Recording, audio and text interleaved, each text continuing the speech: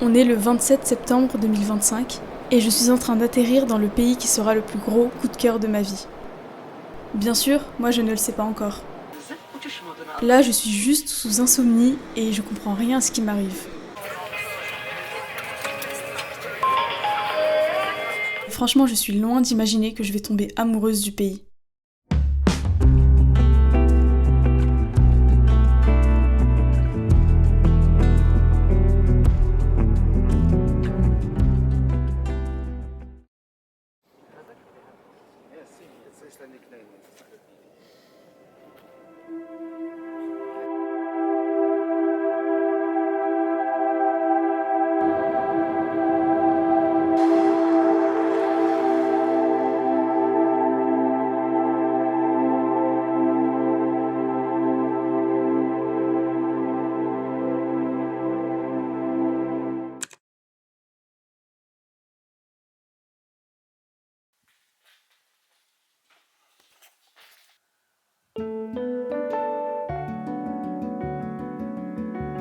Bienvenue dans ce vlog en Mongolie. Je sais même pas par quoi commencer. Commençons par le fait que je me suis fait réveiller par une alarme de fou en sursaut. C'était horrible. Vraiment, je saurais pas la décrire. On dirait les alarmes de guerre mondiale. Genre, ça faisait vraiment peur. Et juste après cette alarme-là, vraiment, dès qu'elle s'est arrêtée, qu'on n'entendait plus rien, il y a eu l'Eden. Donc, je sais pas si c'était voulu. Genre, on réveille toute la ville et après on met l'Eden pour qu'ils aillent prier. Ou si vraiment c'est un accident. Au moins, je me suis réveillée bien pour la prière. J'étais vraiment réveillée là pour le coup. Mais ça m'a choquée. Quand on est arrivé, notre guide, il nous a dit qu'il y avait beaucoup de musulmans, notamment dans la ville où on est, à Ulgi. En fait, je m'attendais pas à entendre l'appel à la prière en Mongolie. Et c'était magnifique, genre c'était trop cool. Est-ce que ça vaut le coup de parler du voyage? On peut parler du voyage rapidement. Le voyage, c'était super éprouvant, je m'attendais pas du tout à ça. Je savais qu'on avait beaucoup d'heures de vol, je savais qu'on avait plusieurs escales et tout. Mais je me suis dit, vas-y, 15 heures max de voyage au total. Mais au final, c'était 24 heures de voyage. J'ai somnolé pendant la voiture, en fait. Pendant les 3 heures, j'ai pu dormir un peu. Et c'est ça qui m'a sauvée, sinon... je pense que j'aurais fait une crise cardiaque, hein, parce que c'est pas normal de pas dormir aussi longtemps. Et du coup, ce qui est trop cool, c'est que j'ai toute la chambre pour moi.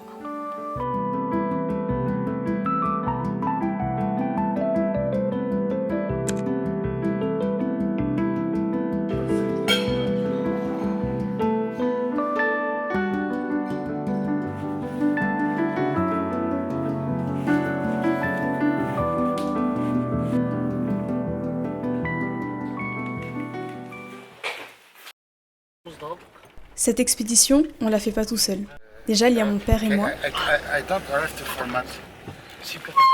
Et avec nous, un groupe de 5 personnes. Et puis, il y a le guide et son équipe qui assurent les repas, les déplacements et les activités. Donc aujourd'hui, on a 7 heures de 4x4. Et le 4x4, c'est ça. Mais vous savez quoi? J'ai adoré.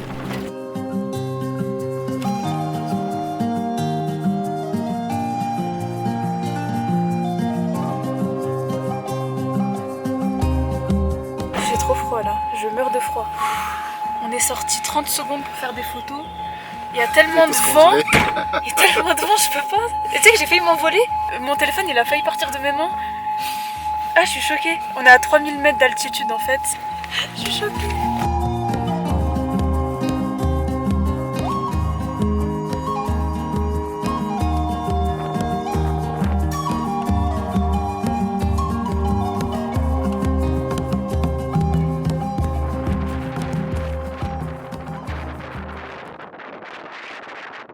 On a déjà fait 3 heures de route, et même si la voiture secoue beaucoup, le temps passe super vite. Je suis émerveillée de tout. Je pose 50 questions au guide. Je suis juste trop heureuse.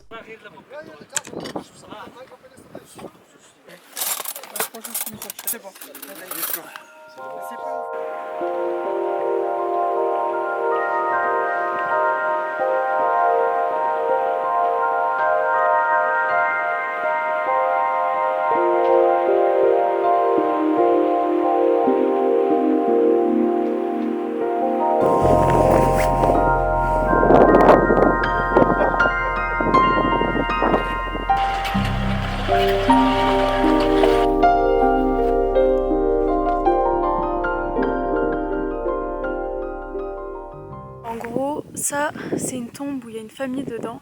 Le guide nous a expliqué que si c'est recouvert de bois, comparé à ce qu'on a vu tout à l'heure où c'était recouvert par de la pierre, c'est parce qu'en fait, dans cette région, il peut y avoir des prédateurs, notamment des ours, des grands ours bruns, et du coup ils protègent les corps avec le bois, comme si c'était une maison en fait, pour éviter que les ours mangent les cadavres. Et donc ça aussi, tout ça, c'est aussi un cimetière musulman. D'ailleurs on a vu la plaquette à l'entrée. En fait j'ai compris ce que le guide m'a expliqué, c'est que juste à côté on a les Ouïghours en Chine, et juste à côté on a les Kazakhs, et en fait toute cette région elle appartient presque aux musulmans, il y a une majorité de musulmans.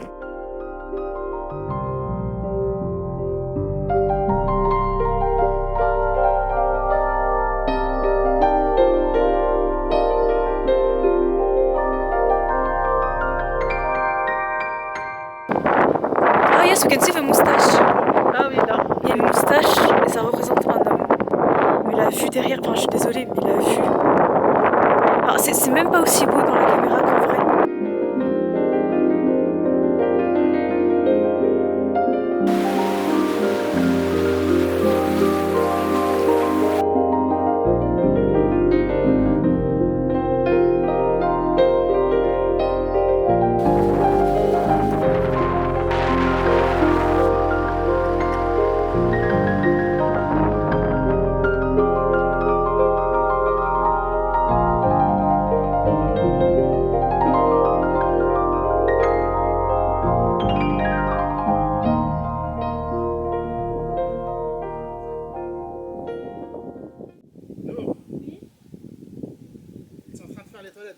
Non mais je suis pas pressée hein. Va dans les chambres, Je suis pas... derrière les yaks là-bas. Papa, je ne suis pas pressée, pourquoi tu m'affiches?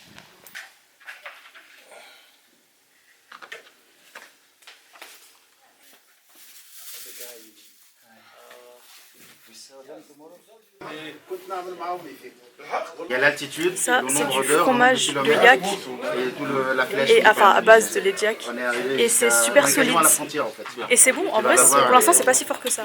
Elle est quasiment à la frontière chinoise. C'est dur. قعدت وقعد يدخل لك جيبه.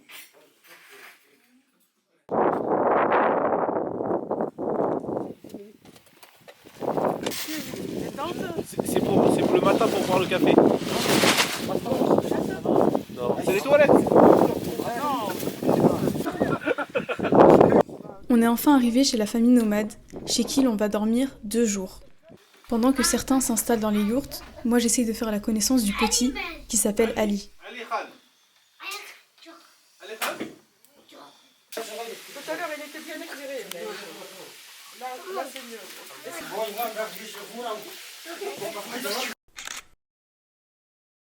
Le dîner c'est vraiment un moment convivial et grâce aux guides qui traduisent, on peut poser des questions et remercier la famille chez qui l'on est.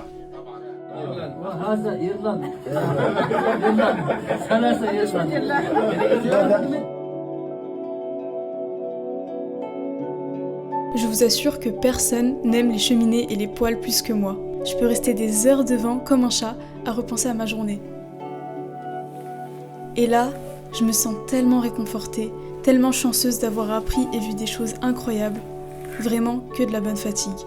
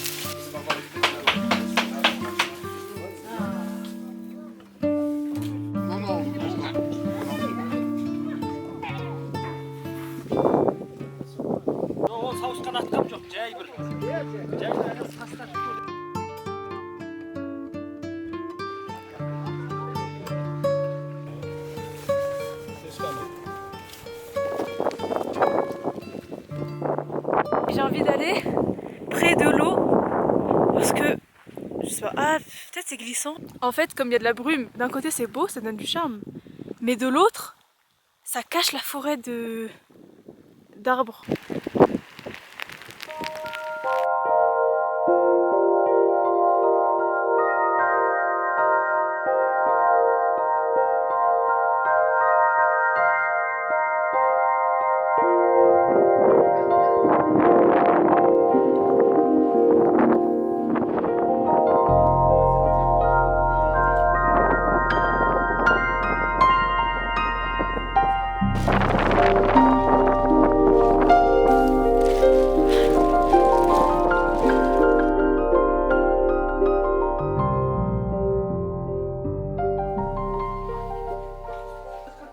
On est vraiment gâtés. Sur la table, il y a du fromage de yak, du pain, des bonbons. Et il y a aussi un thé avec du beurre qu'on boit dans un bol. Ça, j'ai adoré. C'était trop réconfortant.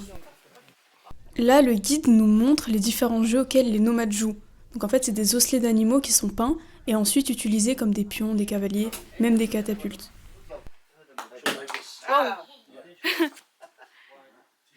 Du coup, j'ai voulu essayer et j'ai fait une partie de chevaux contre le guide. Bon, je me suis fait allumer et dites-vous carrément, les vieux dans la salle, ils étaient morts de rire.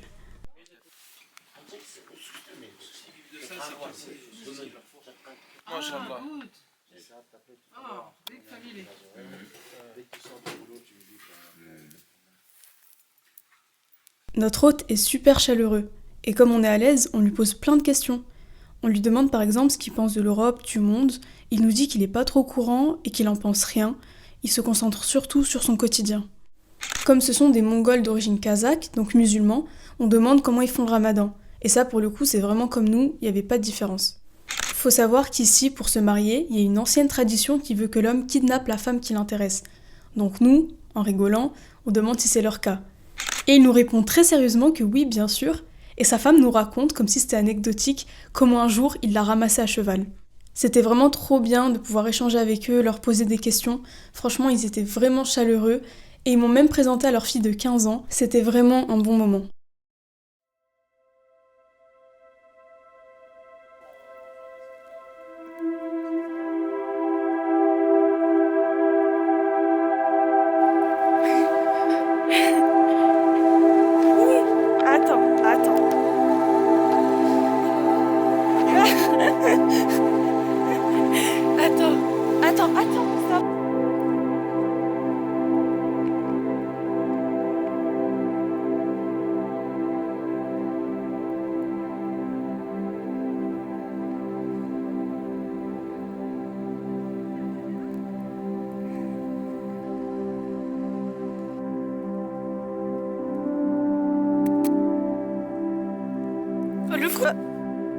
Saute pas. Saute pas. C'est bien.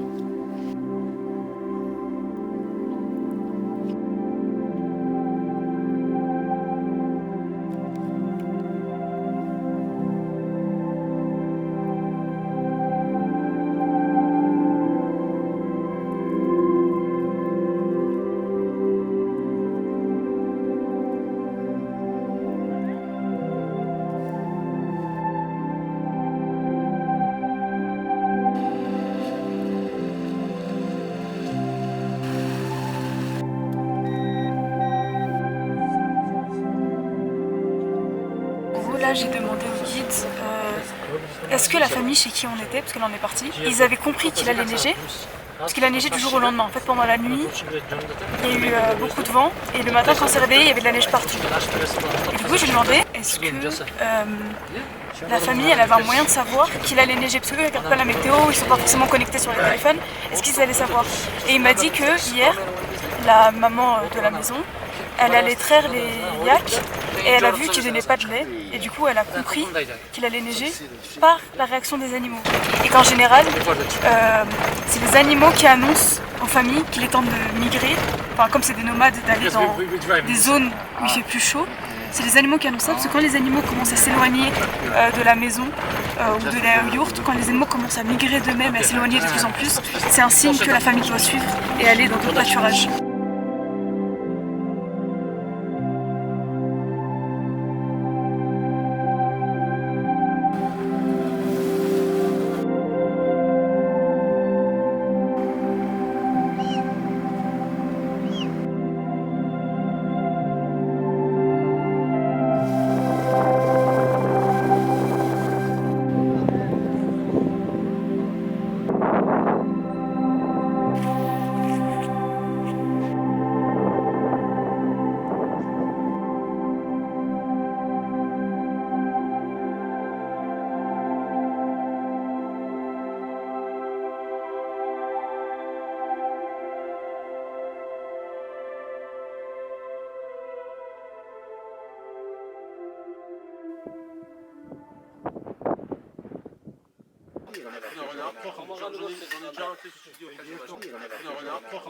But the eagle vision is more stronger than the smell. Oh yes, because Eagle sees, j'ai yeah, trouvé un truc comme ça. 7, 8, Ah. yeah.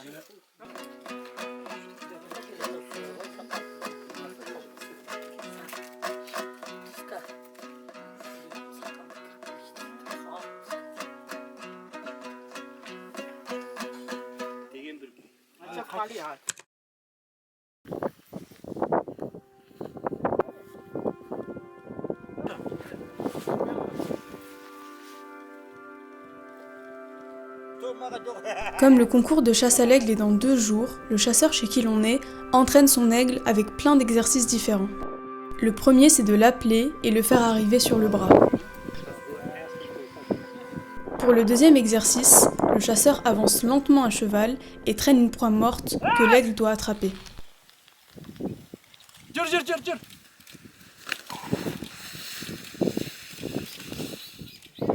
Ce que j'ai trouvé fou, c'est qu'ils apprennent aux aigles à être patients. En fait, l'aigle doit apprendre à tuer la proie seulement avec ses griffes, et pour manger, il doit attendre le signal du chasseur. Comme là, par exemple.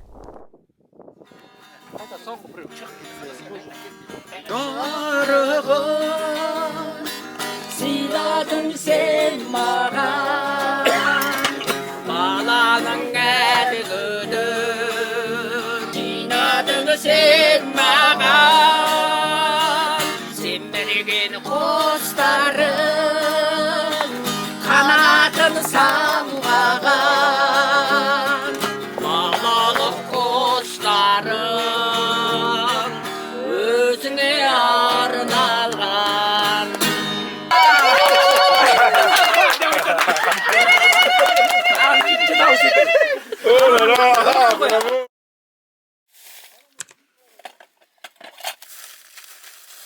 Le père de la famille est un archer qui a beaucoup de médailles et il compte nous faire une démonstration de comment il tire et même nous laisser essayer si on veut.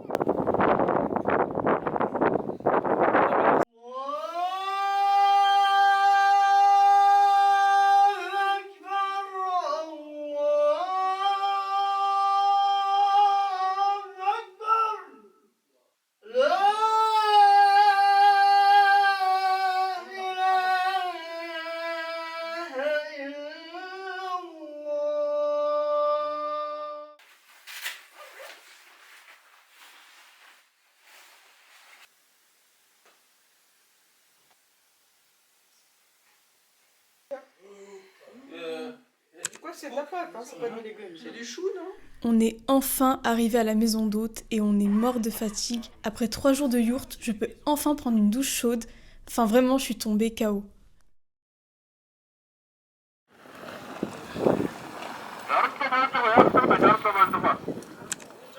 Aujourd'hui, je suis super excitée parce que c'est enfin le jour du festival de chasse à l'aigle où tous les chasseurs à l'aigle de la région, mais aussi des pays voisins, s'affrontent pour déterminer qui est le meilleur d'entre eux.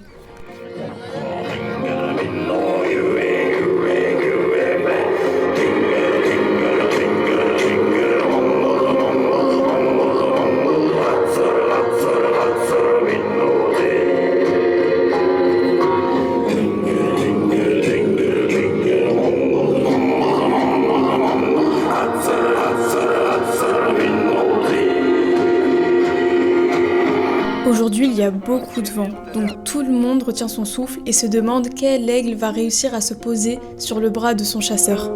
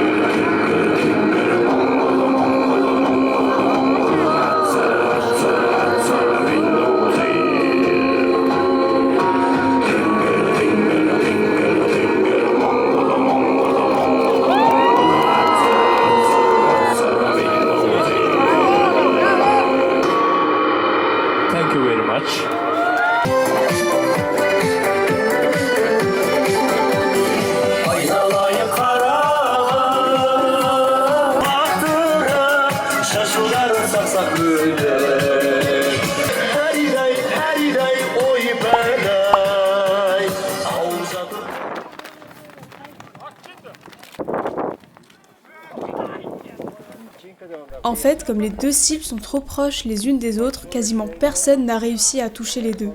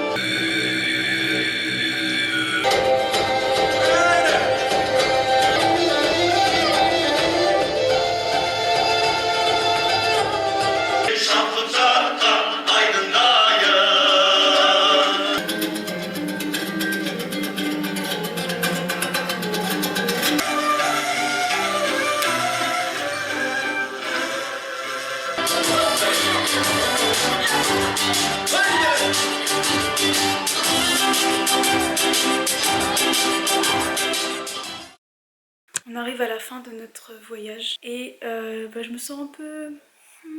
J'ai pas envie de partir. Franchement, ça fait longtemps qu'en voyage j'avais pas ressenti ça. Mais bon, demain on part, on prend la route, puis un avion intérieur pour aller à la capitale qu'on va enfin visiter. Donc on va passer 1 jour et demi à la capitale, à la visiter avant de partir définitivement de la Mongolie pour aller à Paris. Voilà. Mais du coup, cette nuit c'est la dernière nuit à Ulgi, la ville dans laquelle j'ai découvert la Mongolie en tout premier. La toute première fois, avant de partir dans les environs en voiture et de revenir. Toute cette région de l'Altaï va terriblement me manquer et je me sens un peu triste. J'ai été quand même extrêmement chanceuse déjà de venir ici à mon âge, extrêmement chanceuse de pouvoir venir ici accompagnée, pas toute seule, sinon je pense pas que j'aurais réussi à le faire ou aller assez loin ou à découvrir des endroits aussi reculés en fait de la Mongolie. Donc je me sens très très chanceuse et je me dis que, qui sait, peut-être partie remise. Ce sera peut-être une raison pour revenir. Le but de cette vidéo, ce sera sûrement de garder un maximum de souvenirs de ce voyage qui m'a vraiment marqué et vraiment touchée. Voilà. Et il fait combien de degrés là?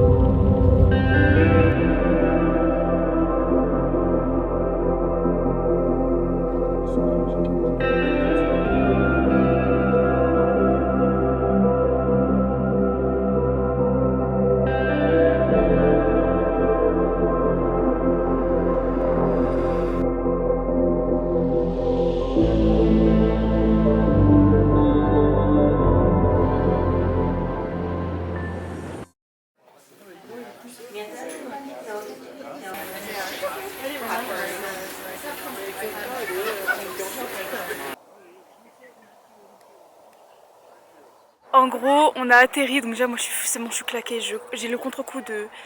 Enfin depuis le début du voyage, je dors 4 heures, je dors 5 heures, je dors 4 heures, je dors 5 heures. Mon corps il en peut plus. Mais dans la tête ça va et je suis toujours motivée à voir plus. Ce qui est trop marrant, c'est qu'on a atterri et directement on a pris la route pour aller voir la statue. Nous on s'est dit, on va arriver à l'heure où on peut acheter les derniers tickets pour monter là-haut. Bon, pas du tout. Moi, je savais qu'on arriverait 1h30 après.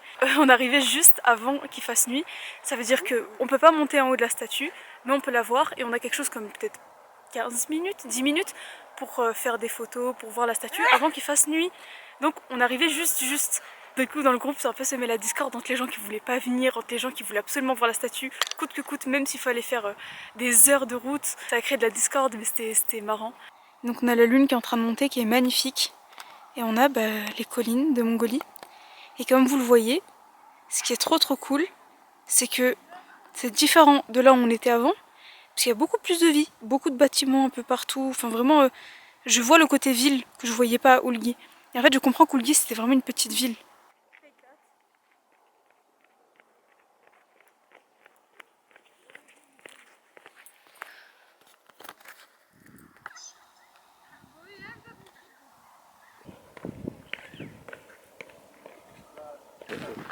تمشي لباريس وما تشوفش التور ايفل معناها.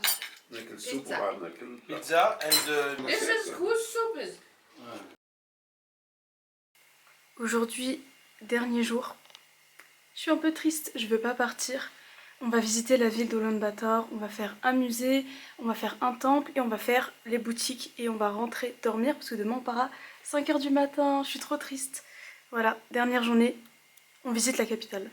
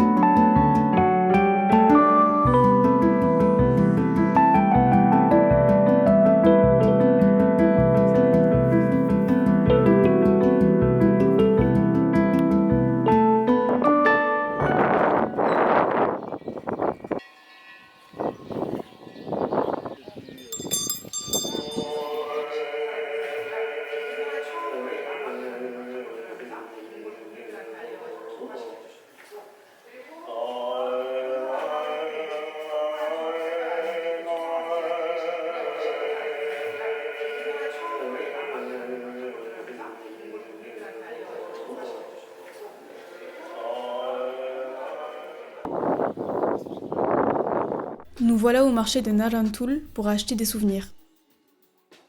C'est la fin de la journée et c'est aussi la fin du voyage. Et franchement, je réalise pas du tout. Donc j'ai pris des bottes, j'ai pris des souvenirs pour mes proches, j'ai vu plein de lafoufou et on a même dîné ouzbek pour conclure notre voyage. Mais pendant qu'on allait à l'aéroport, pendant que j'étais dans l'avion, direction Paris, je pensais juste à là-bas, là où mon cœur est resté.